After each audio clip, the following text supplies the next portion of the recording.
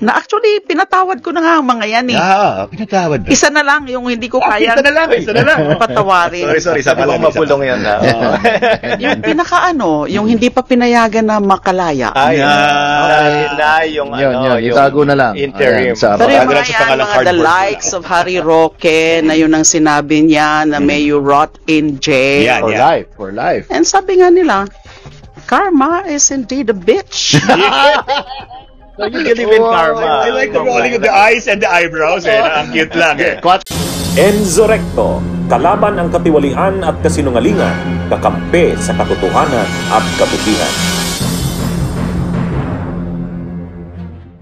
Grabe mga kabunyog. Tiyak na magngingit-ngit si Harry Roque sa matinding buwelta ni dating Senadora Leila de Lima laban sa kanya. Kaya humanda kayo dahil mainit-init ang sagutan na ito. Mga kabunyog, sa isang panibagong panayam, natanong si de Lima tungkol sa pahayag ni Harry Roque, kung saan humihingi ito ng panalangin na sana raw hindi siya mapauwi pabalik ng Pilipinas dahil sa mga kontrobersyang kinakaharap niya ngayon. At syempre, marami ang nag-aabang kung ano ang magiging tugon ni de Lima dito, lalo na't may masakit silang nakaraan. Pero bago ang lahat, panoorin muna natin ang panawagan ni Roque at kung paano niya ipinaliwanag ang kanyang sitwasyon. Heto mga kabunyog, panoorin po natin. Talagang hindi po ako binigyan ng pagkakataon na makatulong sa legal defense ni Tatay Digong. Tanggap ko naman po yun. Nasa pamilya yan at Tatay Digong. Kung talagang may dahilan sila, tanggap ko po yan. Kaya po ngayon, ang tanging ginagawa ko, dasal, dasal, dasal. At siguro naman po ang aking buhay, lalo na itong mga nakalipas na araw, ay pruweba na kapag tayo'y dumulog sa Panginoon, pinagbibigyan naman po, gaya ng aking dasal, na sana wag naman akong mapaalis ngayon sa Netherlands. Dasal po tayo. Magtiwala po tayo na pag tayo'y humingi, pagbibigyan tayo ng Panginoon, at kung po pwede, magdasal tayo ng sama-sama dahil talagang sinabi naman ng Panginoon, kung dalawa o higit pa ang humingi, hindi naman tayo bibiguin ng ating Panginoon. Ayan mga kabunyog, napanood na natin ang panawagan ni Roque. At alam kong marami sa inyo ang napaisip din sa tono at mensahe niya. Ngayon, balikan muna natin ang kasaysayan ng alitan nila ni de Lima. Kung matatandaan ninyo, mga kabunyog, noong nakakulong si de Lima ay napakatapang ng mga binitawan na salita ni Roque laban sa kanya. Mismo, sinabi pa niya noon na mabulok na yan sa kulungan habang buhay. Happy anniversary on your first year of detention. May you spend the rest of your life in jail. Good night. Goodbye.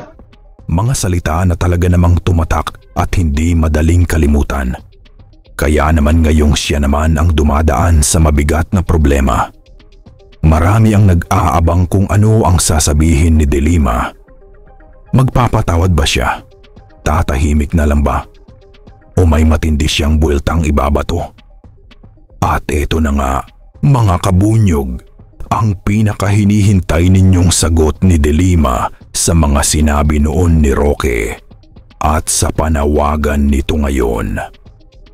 Heto na mga kabunyog, pakinggan po natin ang naging tugon ni de Lima.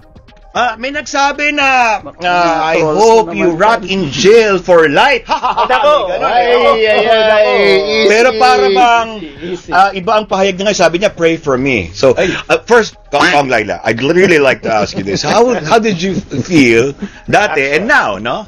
And would you pray for the guy? Wow, brother. Ito masasabi ni Kong Laila. Ano? Alam nyo, nung... sabihin talaga. Sige, go. Alam niyo, may blessings din talaga yung pagkakulong ko. Yeah. Siyempre, masakit, mahirap ang makulong ka, lalo na wala kang kasalanan. Pero may blessings.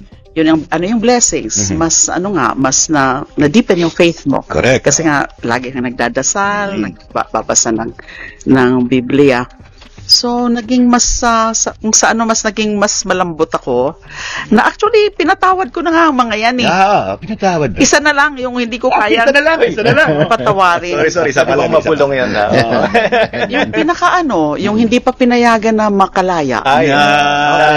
Yung Yun, itago na lang. interim. Ayan, sa Pero yung Pagkakaroon mga sa yan, pangalang mga the cardboard likes of Harry Roque, na yun ang sinabi niya, na may you rot in jail. Yan, for yan. life, for life. And sabi nga nila, karma is indeed a bitch.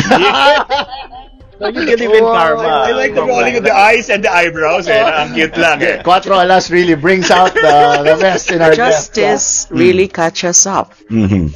So sana, okay, humingi siya ng panalangin. Panalangin, Bigay natin. ibigay natin. Bigay natin. Kailangan, lahat naman, pwedeng humingi ng panalangin, manalangin tayo sa iba. Ganyan naman, turo naman yan ng Panginoon din eh. Yun. Tapos ko rin. Ganda naman. So, Tsaka- sige lang, pero, Mm. umuwi ka na. Yan. Bumalik ka na. Ang isang epekto yata ng pagkakakulong mo, Kong, alam ko yung isang very good effect na nangyari habang nakakulong po kayo. Gumanda ang inyong handwriting. Yeah!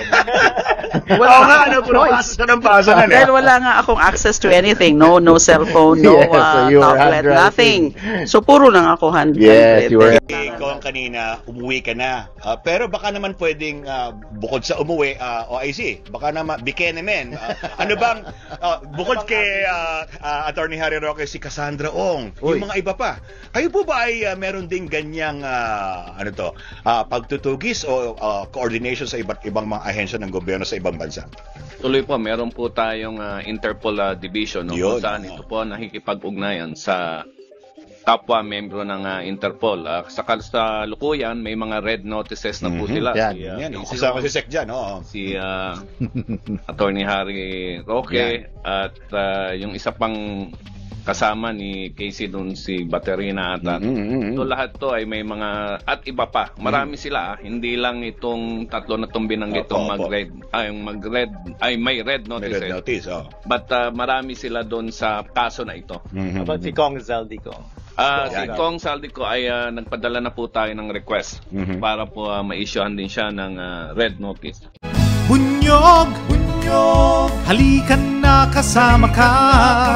Bunyog, kapag buklod ay may pag-asa.